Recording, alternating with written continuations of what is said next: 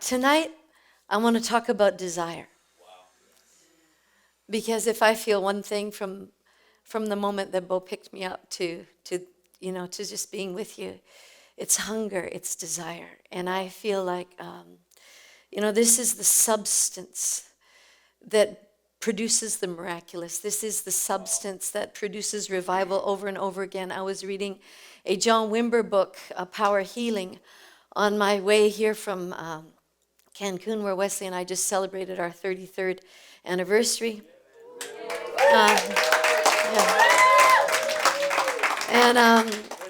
And it talked about, a room smaller than this, where they would meet week after week, just doing this exact same thing. And I've read so much about revival just because, prophecy and revival are inextricably linked.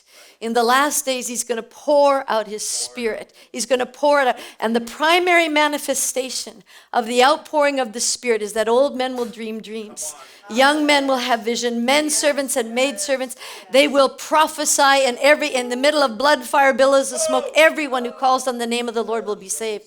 And when it happened in Acts, 3,000 were saved in an hour, in a day, in an hour, in a very short period of time. And over again, where you see hunger, you will find an outpouring of prophecy that looks bizarre, that looks strange, that doesn't look like what people expect, but that testimony of Jesus fills a room. And people that, like Paul, people that at once persecuted the church, hardened Jews, in a small town, Jerusalem, that less than 2 months earlier were shouting, crucify him, crucify him. They give their life to Christ in a moment. The very ones that actually were there present at his crucifixion. And this is the power of prophecy.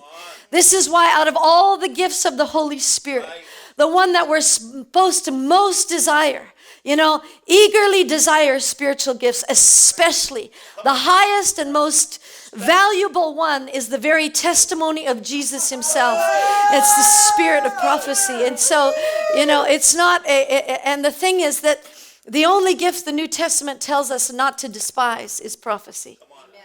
It's the easiest one to throw out, it's the one that looks the weirdest, because men and women filled with God prophesy.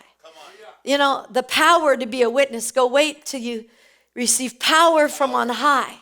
And when they waited in that upper room for 10 days, and when they were filled, Peter said, they're not drunk like you think. They're filled with God.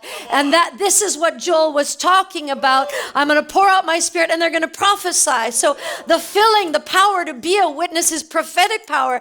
It's the primary thing that actually gives us that power to be a witness.